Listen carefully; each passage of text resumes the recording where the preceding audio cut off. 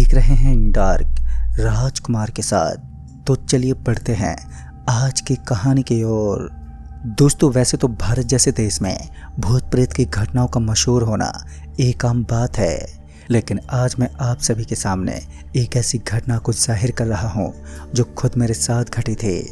पता नहीं क्यों, लेकिन आज भी इस घटना को याद करते समय मेरे दिल में एक ज्वाला सी फटने लगती है। वैसे तो अंधेरा होने के बाद मैं खुद ही अंधेरे से बेहद डरता था, लेकिन कभी कभी दिन और किस्मत खराब हो तो इन चीज़ों से सामना करने के साथ साथ इन्हें सहना भी पड़ता है। मैंने मौत को इतने करीब से देखा था कि मैं अपने शब्दों में बयां नहीं कर सकता। अमूमन रात के समय मैं अपने घर से बाहर निकलने में घबराने लगता था, जिस वजह से मैं भूलकर भी अपने घर से बाहर नहीं निकलता था। लेकिन धीरे धीरे जैसे तैसे मेरी उम्र बढ़ने लगी, उसके साथ ही साथ मेरे अंदर थोड़ा बहुत जज्बा भी पैदा होने लगा। मुझे इतना कॉन्फिडेंस था कि मैं अकेले ही कहीं भी बाहर जा सकता हूँ, और एक दिन कुछ ऐसा ही काम भी हो गया। दरअसल मेरी मामी का एक्सीडेंट हुआ था, जिसमें मेरे मामा का इकलौता लड़का बुरी तरह घायल था और उसे तुरंत ही शहर के सबसे बड़े हॉस्पिटल में भर्ती करवाया गया था। उस समय दीपक के फ़ोन में सबसे पहले मेरा ही नंबर था, तो जैसे लोगों ने उसको सड़क पर घायल अवस्था में देखा तो सबसे पहले मेरे पास ही फ़ोन आया। सामने से आवाज़ आई, आप जो भी हैं, यहाँ इस बच्चे का एक्सीडेंट हो गया है। इनके साथ एक महिला भी है जो गंभीर अवस्था में है। इनको तुरंत ही अस्पताल पहुँचाना चाहिए, वरना कुछ भी हो सकता है। और उसी वक्त मैंने अपने मामा को फ़ोन किया और सारी बात बता दी। मेरे मामा इस बात को सुनकर पूरे तरीके से घबरा गए, लेकिन सही समय पर उन्होंने दीपक और मामी दोनों को संभाल लिया और उनको सही समय पर शहर के सबसे बड़े अस्पताल में पहुंचा दिया। इस समय ठंड का माहौल था। मेरे पापा भी अपने बिजनेस के काम से कहीं बाहर गए और ऊपर से मम्मी भी घर पर अकेली थी, तो घर को सूना छोड़ना सही नहीं था। लिहाजा मैंने ही मामा और उनके लड़के को खाना देकर आना सही समझा, क्योंकि हम उनके बेहद करीब थे, यानी कि मेरे घर से अस्पताल की दूरी ज़्यादा नहीं थी। और उस वक्त हमने एक नई बाइक खरीदी थी, तो मुझे भी कोई एतराज़ नहीं था, जिससे मैं खुश था कि आज मुझे रात में बाइक चलाने का मौका मिलेगा।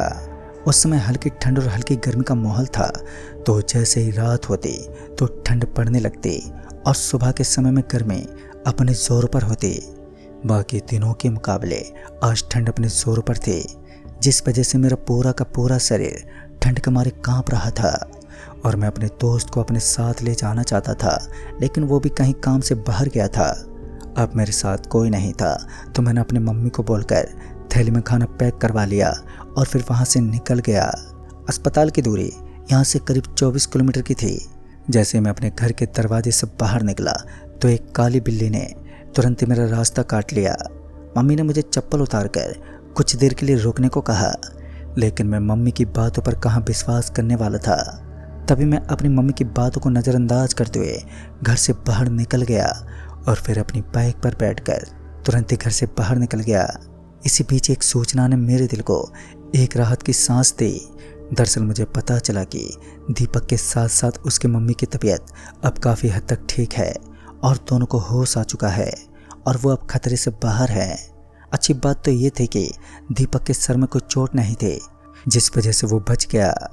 अभी रात के करीब 9:30 ही बजे थे, लेकिन सड़क पर पसरा हुआ सन्नाटा तो ये साबित कर रहा था मानो रात के 1:30 बजने वाले हैं। और मैं आराम आराम के साथ अब बाइक चलाता रहा, लेकिन उसके बाद मैं एक ऐसे इलाके में पहुंचा जहां पेड़ पौधों की सूखी हुई पत्तियां इधर से उधर टहल रही थी, जिनकी आवाज़ भी साफ साफ मेरे कानों तक पहुंच रही थी। दिन की बजाय रात का नज़ारा सच में बड़ा ही डरावना लगता था, लेकिन अभी भी मेरे अंदर कोई संकोच ही नहीं था और बस मैं चुपचाप आगे की तरफ बढ़ता रहा। मेरे फ़ोन में हेडफोन लटक रहा था, क्योंकि मैं अच्छे से जानता था कि अगर कहीं भी मुझे अंधेरे से डर लगा तो मैं इन्हें अपने कान में डाल लूँगा, ताकि काफ़ी हद तक मैं अपने डर को दूर कर सकूँ। चलते चलते अब मेरी बाइक की स्पीड अपने आप ही कम हो रही थी। बाइक की स्पीड को एकदम ज़्यादा होता देख मुझे भी कुछ समझ नहीं आ रहा था। ऐसा लग रहा था मानो मेरी बाइक से मेरा संपूर्ण कंट्रोल तो कब का ही हट चुका है। लेकिन मैं अपनी चुस्ती और फुर्ती के साथ अपनी बाइक को कंट्रोल करने की कोशिश करने लगा। ये सब ज़्यादा देर तक नहीं हुआ, फिर बाइक नॉर्मल होने लगी और ये सब इतनी जल्दी हो रहा था कि मैं थोड़ा बहुत भी समझ नहीं पाया। फिर मैं किसी तरह उस एरिया से निकल गया और अस्पताल में पहुंच गया, जो उस शहर का सबसे बड़ा हॉस्पिटल था। और जब मैं हॉस्पिटल में पहुंचा तब जाकर मुझे एक चैन की सांस मिली। सबसे पहले मैं अपने मामा के पास पहुंचा तो वो काफ़ी उदास लग रहे थे और उनका उदास होना लाजमी था, क्योंकि अपनों को पीड़ित देख दुख होना एक नॉर्मल बात होती है। खैर उन सबको खाना देने के बाद अब वक्त हो चुका था घर वापस लौटने का। तभी मामा ने कहा, तुम आज रात के लिए यहीं रुक जाओ। लेकिन उस वक्त जब मेरा समय खराब था तो मैं उनकी बातों को कहाँ मानने वाला था। मैंने मामा से कहा, अरे नहीं मामा जी, मुझे सुबह कोचिंग भी जाना है, ऐसे में मुझे यहाँ रुकना सही नहीं होगा। और फिर मामा ने मुझे रोकना सही नहीं समझा और अपनी आफत को गले लगाने के लिए मैं बाइक पर बैठ गया। धीरे धीरे रात गहरी हो रही थी, सन्नाटा अपनी गहराइयों तक जा चुका था और इस जोरदार अंधेरी रात के बीच जहाँ मुझे कीड़ों के चिल्लाने की आवाज़ें सुनाई दे रही थी, तो वहीं इस बार मेरी बाइक सड़क पर सर पर दौड़ रही थी। अब मैं रुकने के मूड में नहीं था। हवा से बातें करता हुआ मैं अभी आगे बढ़ ही रहा था कि अचानक मेरी बाइक के पहिए से हवा निकलने लगी। शायद कोई कील उसमें चुभ गई थी, लेकिन अच्छी बात तो ये थी कि टायर ट्यूबलेस था, तो पंचर होने के बावजूद भी दूर दूर तक मेरी बाइक आसानी से चल सकती थी। पहले तो मैंने अपनी बाइक को साइड में लगाया और उसके अंदर मौजूद समस्या को परखने लगा। फिर मैंने देखा कि बाइक के एक टायर में कील फंसी हुई थी। लोहे की उस कील को निकालना अब मेरे लिए रिस्क जैसा था, क्योंकि कहीं भी बाइक का पहिया फट सकता था और ऐसे में मैंने खतरा उठाना सही नहीं समझा और बिना कील निकाले ही मैं ड्राइव करने लगा। अब यहाँ से पंक्चर की दुकान पे तकरीबन 7 किलोमीटर आगे थी। पता नहीं क्यों, लेकिन इस स्थान पर आते ही मेरे दिल में एक ज्वाला सी फट रही थी। कुछ ऐसा लग रहा था जो मैंने आज से पहले कभी भी महसूस नहीं किया। एक अजीब सी सरसराहट, कुछ ऐसा अनुभव जो बड़ा ही अलग लग रहा था। लेकिन मैं अपने धैर्य के साथ शांत स्वभाव में चुपचाप इन चीज़ों को सहता रहा। कुछ समय और बीता और फिर मैं पहुंचा मेहंदीपुर गांव के पास। ये वही इलाका था जहां आते वक्त मैंने कुछ अजीब सी चीज़ों का एहसास किया था। बाइक की स्पीड अपने आप ही कम हो रही थी और बढ़ रही थी। अचानक की रफ्तार में एक बार फिर मुझे बढ़ोतरी देखने को मिल रही थी, मानो मेरे अलावा कोई और है जो इस बाइक को कंट्रोल करने में सफल है, और वो मेरे स्थान पर ही है। सामने सड़क के किनारे एक स्ट्रीट लाइट लगी हुई थी।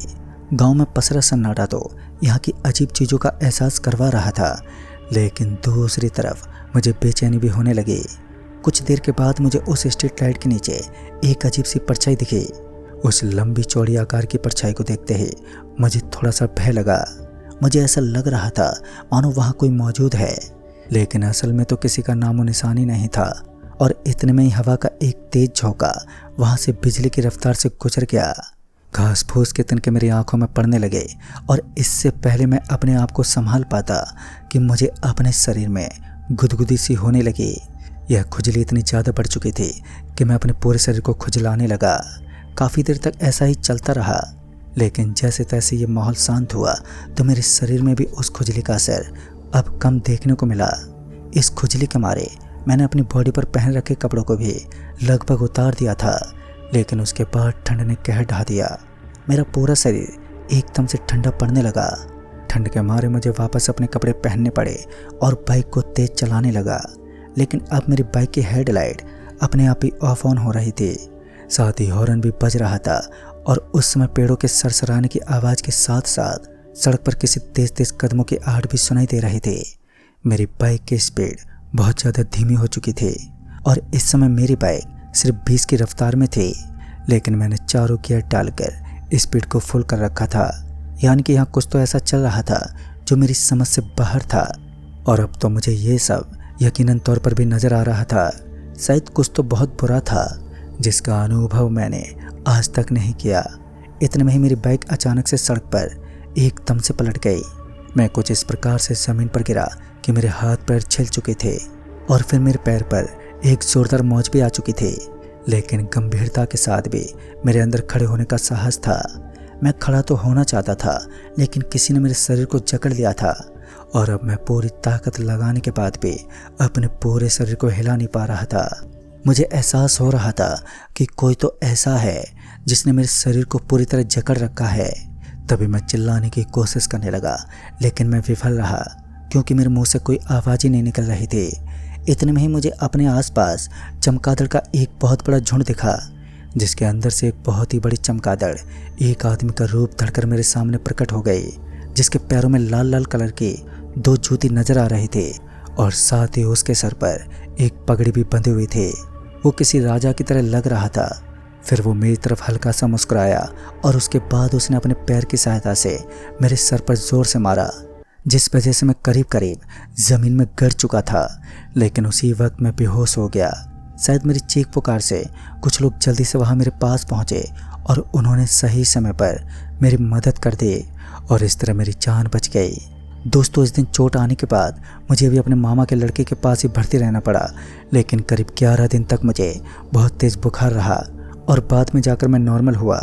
लेकिन आज तक मैं इस बात का पता नहीं लगा पाया कि आखिर मेरी ऐसी कौन सी गलती थी जिसकी वजह से मुझे इतना दर्द सहना पड़ा। उस दिन के बाद मैं करीब 3 साल तक के सफ़र को अंजाम देने तक छोड़ दिया था। तो दोस्तों, इस कहानी में बस इतना ही। तब तक के लिए बाय एंड टेक केयर।